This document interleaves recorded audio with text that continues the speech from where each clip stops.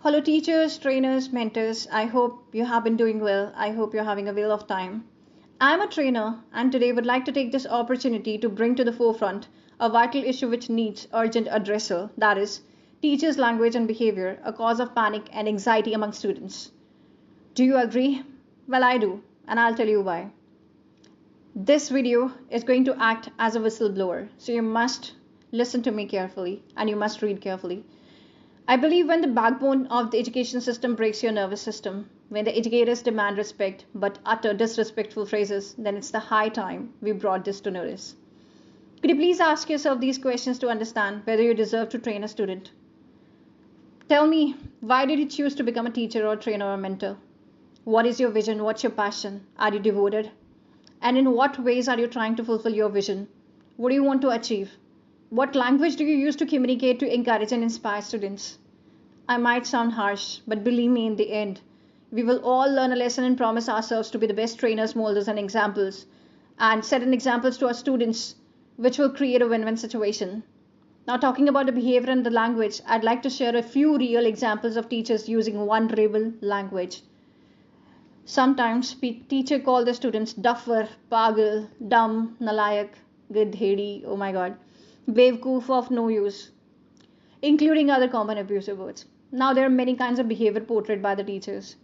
Let me share a few examples. First example is if a student asks questions to clear his doubts, some teachers forbid him and get annoyed and ask him to solve on his own. And when this particular student who was being forbidden to ask questions, he stops asking and he stops participating. He is being called as duffer, dumb, and he's being blamed for having poor communication. There is another example. There are some students who bully others and harass them beyond the limits. And when the victims, that means the students who were being bullied, they go to the teachers and they ask some kind of relief and they ask some kind of favor, then the teachers do not favor them. They actually favor those students who get, because they get good marks. Even if they bully others and harass others, they are being supported by the teachers because they are getting good marks. And there is another type of behavior which is incomprehensible. Some teachers don't even encourage the students who score 100% marks because they ask questions. They are inquisitive. And I want to tell you, they're pretty intelligent. They are versatile and dynamic. After getting rebuked, when they stop asking questions, the teacher called them duffers and dumb in front of the parents and discouraged them, failing to apprehend that it can lead to anxiety and other mental issues. I'd like to ask you a few questions now. If you are empathetic, I hope you will be able to understand me. I'm not basically blaming you. I am also a trainer. I'm coming from the same community. This is an eye-opener for all of us. Tell me, how do you feel if in spite of your best endeavors, your senior calls you duffer, dumb, gadhedi, pagal, stupid, and of no use in front of your loved ones or maybe in front of other people? And how would you feel if because of one moderate performance, your peers started bullying you and make you feel bad and others do nothing and just ignore you? I decided to raise this concern since it happened with one of my best students who is studying in one of the most renowned and best schools in my city. I'm a trainer, let me remind you. I support students to hone their language and interpersonal skills and transmogrify their overall personality. Calling names may be normal for many, since according to them, it's their normal expression. But not everyone is like you. What about a primary wing student, or a high school student, or a middle grade student? Have you ever thought about it? Have you ever thought how profoundly it can impact a student? How profoundly it can impair their mental health? A student may not be able to deal with this leading to panic attack, anxiety, depression, poor performance, social anxiety, and trauma. Unfortunately, what I'm saying is true. Since it happened with one of my best students, as I told you, in her school, she topped in all the subjects. She is basically a person who is versatile. She is exuberant, she is highbrow, empathetic, benevolent, eager to learn new things, determined, passionate, devoted, considerate, disciplined, positive, helpful, go-getter, diligent, charismatic, ebullient, and what not. I believe she is phantasmagorical, not only in studies but also in activities. She has a gift of gab. She participates in debates and discussions and is an exemplary leader. She is a blessed one. She is amazing. I love her. Even I get inspired by her dedication, determination, and commitment. But you know what happened? She was being called duffer and dumb by the teacher. When I have come to know that she has suffered from a panic attack 2 days ago and has developed a fear of attending that subject class and feels scared to be with the teacher who called her duffer despite her wonderful performance, I was completely shattered. I still have goosebumps. I can't actually tell you in words how I'm feeling right now because my student is actually going through anxiety. Since every student of mine is close to my heart, I'll tell you the background basically so that you can understand it more clearly. She loves to learn new things and confidently raises her hand to ask questions to clear her doubts. But her teacher gets annoyed and feels irritated when someone asks questions. Then, after getting rebuked many times for asking questions, she stopped asking questions since she is an obedient one. She is a polite one. She is coming from a humble background. Her mother is pretty strong. I know her family. Her family is quite humble.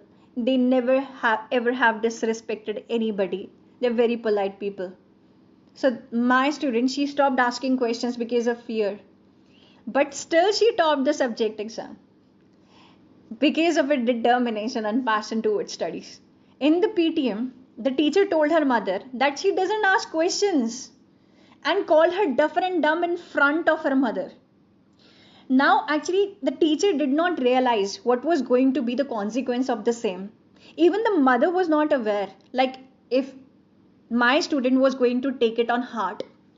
The words hit her deeply, very profoundly, I would say.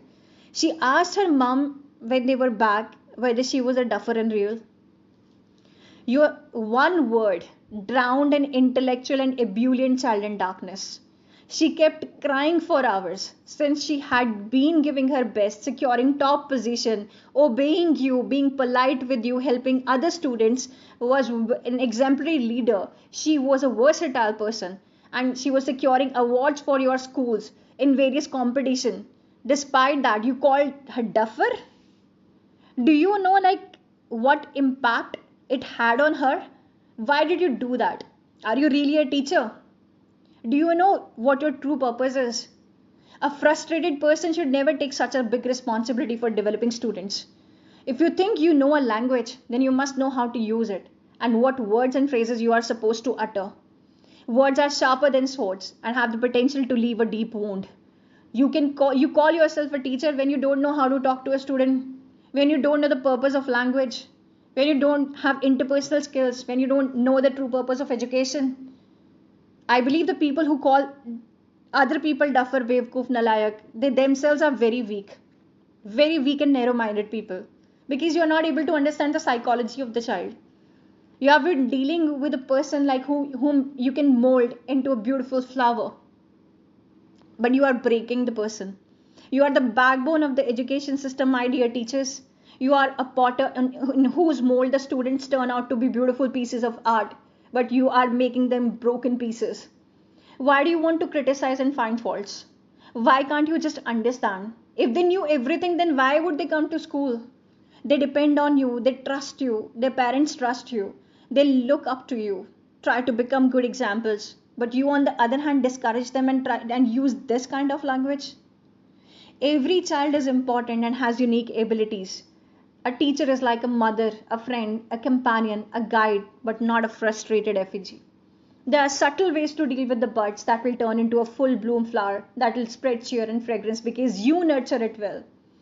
But calling them names like duffer makes you a vulnerable person. This must not be the language to be used. With this, I'd like to sternly spread the message to all who are teachers or trainers that understand your true purpose and vision and use appropriate behavior and language with the students and other people.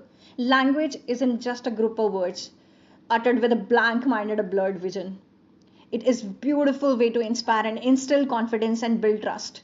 So please choose the right words. Else, please choose a profession where this kind of behavior and vocabulary are acceptable. I would request you to please let the students blossom like a flower by being an exemplary leader with values, not just discouraging them with your aimless vision and blind mind. Hope my words will bring change. My dear students, remember, you are not what others think of you. You know yourself. Stay true to your own self, imbibe values, and stay strong. Life is not a bed of roses. Even roses have thorns, but roses blossom and spread their fragrance.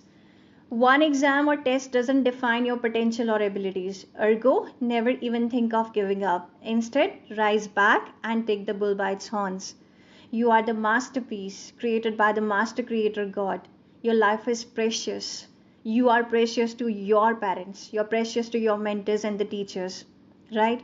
God knows you better than anyone else, so believe and get going. Stand up for yourself and become deaf when someone bullies you or says bad words. Bullies themselves are vulnerable. They are weak people. The people who utter bad words, they are frustrated. So leave them. That's their perspective. That has nothing to do with you. You are a wonderful person. You are phantasmagorical. You are amazing individuals. You are made by God. You are raised by beautiful parents and further developed by best mentors. But above that, you must believe in yourself. Challenges will come, but they will make you stronger. Always remember, we never lose. We either learn or we win. So take the challenges bang on, and overcome them to become a better version of yourselves. I'm always with you. And there are many other mentors and teachers who are always with you. If someone is calling you duffer, you are not duffer. Okay? The person has a weak mind. So make sure that you are not going to argue with them. No, that's not you. Because your parents have taught you to be obedient. Your parents have taught you to be humble and polite. When you are polite, when you speak in a polite way, that gives you satisfaction. So we are not living for others. This life is given by God, and you should be grateful to God. You should be grateful to your parents. You are living for your parents. So stand back, rise back, and make sure that you are going to live life to the fullest, because life is not about leaving, it's about living to the fullest. And I love you to the moon and the back, and whenever you need my support, I'm there. Okay, you can talk to me. In case I'm not a counselor, I am a motivational trainer. I can act as a counselor, but I want to act as a friend of yours. So whenever you feel that you want to share something with me, feel free to reach me out. Okay? Love you all and take care of yourself.